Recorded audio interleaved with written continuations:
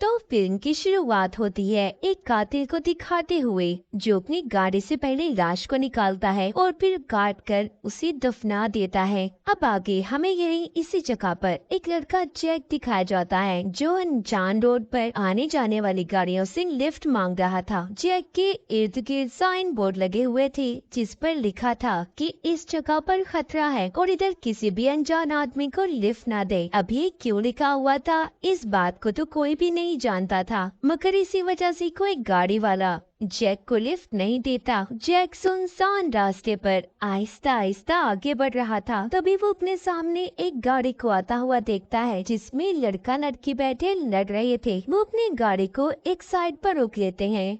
Jack उनके पास जाता है। उसे ऐसा लग रहा था कि वो लड़का गाड़ी में बैठी हुई लड़की को मार रहा है, इसीलिए वो उसे गाड़ी से बाहर निकाल कर उस लड़की को मारने लगता है। इस वजह से वो लड़का उस लड़की को अपनी गाड़ी से बाहर निकाल देता है। ये कहकर कि जो लड़की मेरे साथ है साइको पागल है, इतना बताकर वो लड़की को वहीं पर छोड़कर चला गया था। वो लड़की जिसके बाद जैक को अपना नाम वीरानिका बताती है, कहती है मैं अक्सर इस जगह पर आती रहती हूँ, मुझे घूमने फिरने का बहुत शौक है। अब यहाँ ये एक जगह पर बैठ जाते हैं और गेम खेलते हैं। जैक फिर से गाड़ी को रोकने की कोशिश करता है, मगर अभी भी कोई गाड़ी रुकने को तैयार ही नहीं थी। वो भी वेरोनिका से कहता है कितनी अजीब लोग हैं यार, इसी की मदद करने को तैयार ही नहीं है। वेरोनिका कहती है शादी लोग डरते हैं, यहाँ पर कुछ भी हो सकता है और मैंने सुना है इधर कोई कातिल रहता है जो ऐसे ही बिला वजह लोगों को मार देता है। वेरोनिका बताती है मैं भी अकेली हूँ, मेरा इस दुनिया में कोई भी नहीं है। लिफ्ट लेते रात हो गई थी, मगर अभी तक किसी ने भी लिफ्ट नहीं दी थी। ये इधर ही आग जलाते हैं और बैठकर बातें करने लगे थे। वेरोनिका अपने बैग से शराब की बोतल निकाल कर जैक को देती है और अब पूछती है तुम्हारा बैग कहाँ पर है, जिस पर वो बताता है मैं यहाँ पर जरूरी काम से आया था, मेरा सामान ट्रेन के पास से चोरी हो गया, अब सिर्फ एक पासपोर्ट ही है मेरे पास जिसकी मदद से मैं यहाँ से जा सकता हूँ। वो उसे अपनी डायरी निकाल कर कुछ लिख कर देती है। उसने उस सफ़े को फाड़ कर जैक को दे दिया था। जब उसके पीछे देखता है तो उधर वेरोनिका के साइन थे,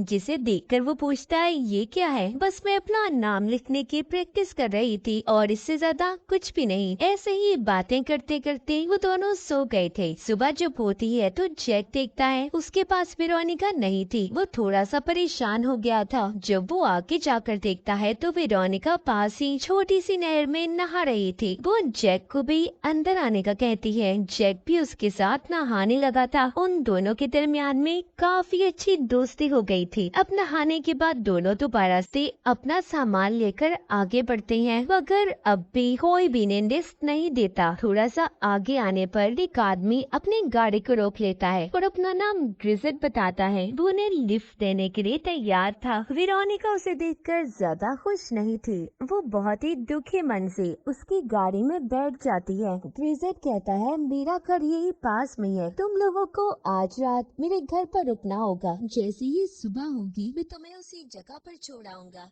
जहाँ पर तुम जाना चाहते हो। थोड़ा सा सफर करने के बाद ग्रिजेट का घर आ गया था। ये देखते हैं उसका घर काफी बड़ा था और उनका वेलकम ग्रिजेट की वाइफ करती है। वो जैक को पहले उसका कमरा दिखाकर आराम करने का कहती है। उधर ग्रिजेट जो इन्हें अपने साथ लाया था वो वेरोनिका को उसका कमरा दिखाता है, मगर अब भी वो उससे ठीक तरह से बात नहीं कर रही थी। जैक अपने कमरे में आकर बेड पर लेट जाता है क्योंकि लिफ्ट लेने के चक्कर में वो पैदल चल चल कर काफी थक चुका था। वो थोड़ा सा आराम करता है। इसी दौरान वो सो गया था। जब उसकी आँख खुलती है तो वो देखता है शाम हो गई है। उसी कमरे में उसे एक बॉक्स पड़ा हुआ दिखाई देता है जिस पर ग्रिजेट लिखा हुआ था। जैक जब उसे खोलता है उसमें ग्रिजेट और उसकी वाइफ की तस्वीरें थी जिनका ये घर था, और साथ ही दो बच्चों की तस्वीरें जिनमें एक लड़का और लड़की थे। जैक को वो तस्वीरें देखकर ये अंदाजा तो हो गया था कि ग्रिजेट के दो बच्चे भी हैं, मगर अब तक इसने घर में किसी बच्चे को नहीं देखा था। फिर रात को खाना खाने के बाद जैक अपने कमरे में चला गया था। वो जब बाद में वेरोनिका से मिलने आता है तो वो अपने कमरे कमरे की टेरेस छत पर सिगरेट पी रही थी। जैकब उसके साथ बैठकर कुछ बातें करने लगा। वेरोनिका उसे अपने बारे में बताती है कि मेरा एक भाई भी था।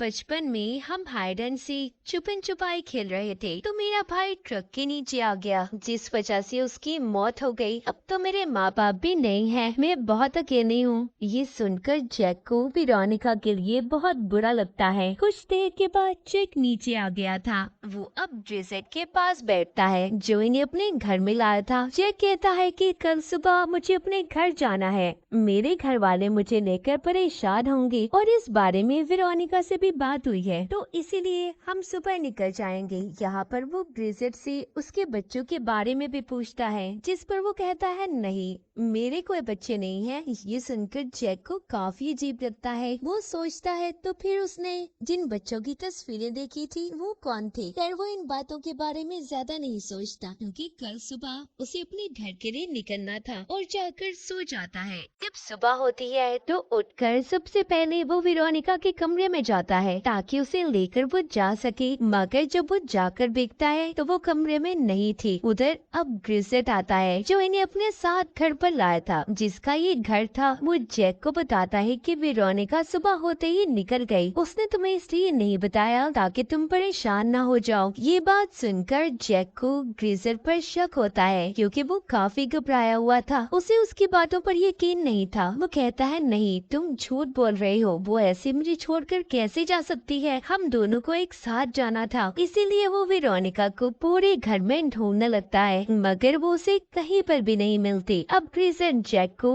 वेरोनिका का लिखा हुआ लेटर खत देता है, जिसे उसने जैक के लिए लिखा था। उसे ये सब देखकर यकीन तो हो गया था, मगर वेरोनिका के ऐसे चले जाने की वजह से वो बहुत दुखी था। इसीलिए वो अब ग्रिसेट के घर से पैदल ही जाने लगता है, मगर रास्ते में जाता हुआ वो देखता है कि इस लेटर में कुछ तो अलग है। वो अपनी डायरी निकाल कर उसी सफ़े को निकालता है जो उसे परसों रात वेरोनिका ने दिया था। यहाँ पर उसे पता चलता है वो दोनों राइटिंग लिखाई अलग अलग है, यानी कि जो खत ग्रिसेट ने इसे दिया वो वेरोनिका ने लिखा ही नहीं था। ये समझ जाता है कि ग्रिसेट इसके साथ गेम खेल रहा है। वेरोनिका कभी उसके घर से गई ही नहीं थी, जरूर उसने उसके साथ कुछ गलत किया होगा। तभी कोई पीछे से आकर जैक पर हमला कर देता है, जिससे वो बेहोश हो गया था। कुछ देर के बाद जब उसे होश आता है तो वो खुद को एक ट्रक में पाता है जिसमें मरे हुए जानवर रखे गए थे। एक बुरे आदमी ने उसे अगवा कर लिया था। अब जैक को वो बांधकर एक कुर्सी पर बिठा देता है और टेबल पर खाना रखकर जैक को उसके पास बिठाकर उसकी तस्वीरें लेने लगा था। जैक को कुछ भी समझ नहीं आ रहा था कि वो बुरा आदमी ऐसा क्यों कर रहा है। जिसके बाद उसे दोबारा से बांधकर उसके मुंह पर टेप को लगाकर दोबारा से ट्रक में डालकर कहीं पर ले जा रहा था और फिर उसे बेहोशी का इंजेक्शन भी देने लगता है। तभी वो अपने किचन में से आता हुआ धुआं देखता है जहाँ पर कोई चीज जल रही थी। जल्दी से वो अपने घर भागता है। इसी बात का फायदा उठाकर जैक वहाँ पर पड़ी हुई एक कील से अपने हाथों की टेप को काट देता है और भाग गया था। वो भागकर ग्रिसेट के घर पर दोबारा से आ जाता है, क्योंकि इसे कहीं ना कहीं शक था कि वेरोनिका अभी भी ग्रिसेट के कब्जे में है। वो छुप कर देखता है कि ग्रिसेट और उसकी वाइफ दोनों अपनी गाड़ी में कहीं पर जा रहे हैं। उनके जाते ही उनके घर में आकर दोबारा से वेरोनिका को ढूंढने लगता है। उसका शक सही साबित हुआ था। उसे कमरे में वेरोनिका बंधी हुई मिलती है। वो उसे जल्दी से खोलता है, तभी बाहर से गाड़ी की आवाज आ रही थी। ग्रिसेट और उसकी वाइफ दोनों वापिस आ चुके थे। अब जैक वेरोनिका को लेकर इनके पीछे के दरवाजे से बाहर भागता है, मगर बदकिस्मती से ग्रिसेट की वाइफ ने इन्हें भागते हुए खिड़की से देख लिया था। वो अब जल्दी से अपनी गाड़ी में बैठकर दोनों का पीछा करते हैं। वेरोनिका जैक को लेकर एक कैबिन के पास आकर छुप गई थी। भागते भागते ये गिर जाते हैं। जैक को काफी चोट भी आती है। तभी जैक ये नोटिस करता है ये तो वही कैबिन है जहाँ पर इसे बड़ा आदमी अगवा कर लाया था। कुछ देर पहले ही तो वो यहाँ से भागा है। अब वो बड़ा आदमी भी वहाँ पर आ जाता है और पूछता है कि कौन है यहाँ पे। तभी जैक